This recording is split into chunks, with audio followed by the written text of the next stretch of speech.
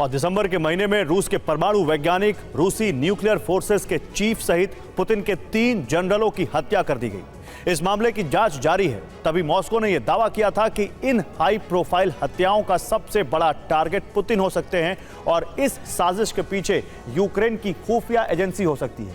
अब अमेरिकी पत्रकार की रिपोर्ट है कि पुतिन की हत्या की साजिश रची गई और साजिश में सीधे पूर्व राष्ट्रपति जो बाइडेन शामिल थे।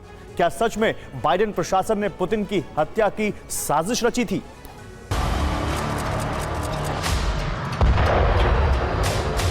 यूक्रेन सरकार के कुछ अधिकारी सार्वजनिक मंचों से ये कह चुके हैं कि युद्ध का समाधान पुतिन की मौत है। अगर पुतिन नहीं रहेंगे तो यूरोप विस्तारवाद के चक्रव्यूह में नहीं फंसेगा।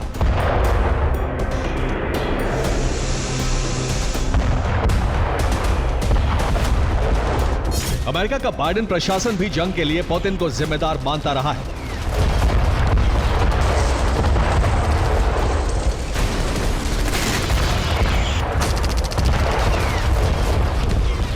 बाइडेन सरकार की विदाई के 9 दिन बाद ही अमेरिका के एक पत्रकार ने सनसनीखेज दावा किया है।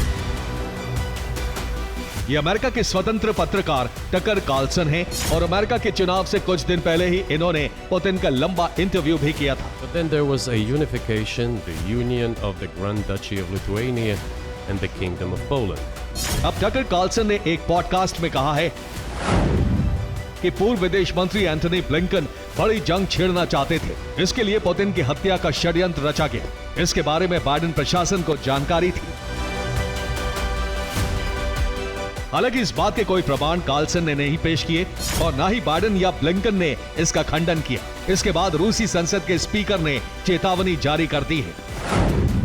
व्याचेस्लाव वोलोदिन ने कहा है कि पुतिन की हत्या के षड्यंत्र के बारे में सोचना भी अपराध है। ये वैश्विक सुरक्षा के लिए गंभीर खतरा है। परमाणु युद्ध का सीधा रास्ता है। सभी अंतर्राष्ट्रीय संस्थाओं को इस मामले की जांच करानी चाहिए।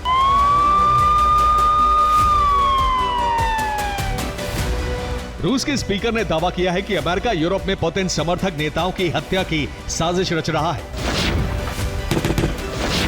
दिसंबर के महीने में ही रूस के 3 बड़े अहम अधिकारियों की हत्या कर दी गई।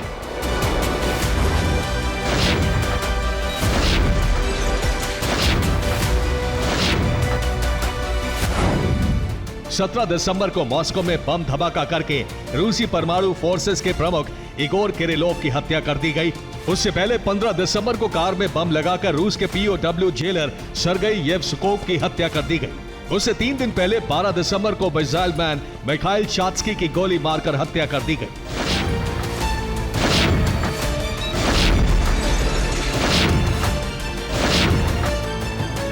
रूस ने कहा है कि इन सभी हत्याकांड के पीछे अमेरिका हो सकता है। रूसी संसद के स्पीकर ने अपने टेलीग्राम चैनल पर लिखा है कि हंगरी के प्रधानमंत्री विक्टर ऑर्बान पर जानलेवा हमले की साजिश रची गई। स्लोवाकिया के प्रधानमंत्री रॉबर्ट फीको को गोली मार दी गई। चुनाव प्रचार में डोनाल्ड ट्रंप पर गोली चलाई गई। ये सभी कड़ियां एक दूसरे से जुड़ी हैं। मामलों की जांच की जाए और ब्लिंकन बाइडेन को इसका जिम्मेदार ठहराया जाना चाहिए। 15 मई 2024 को स्लोवाकिया के पीएम रॉबर्ट फीको को गोली मारी गई थी। हमलावर पकड़ा गया था और फीको की जान बच गई थी।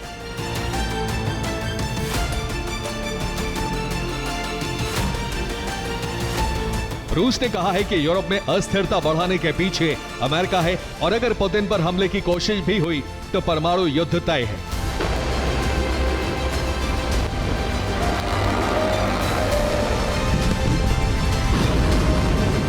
रिपोर्ट है कि रूसी आईसीबीएम मिसाइल बेस पर सैन्य गतिविधि बढ़ गई है।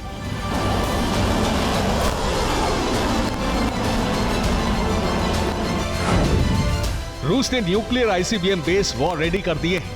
इसके साथ ही परमाणु बॉम्बर्स को भी तैयार रखा गया है। रूस के कई बेस पर नए डिफेंस सिस्टम की तैनाती भी हुई है। ये सिस्टम यूक्रेन के हमले रोकने के लिए लगाए गए हैं।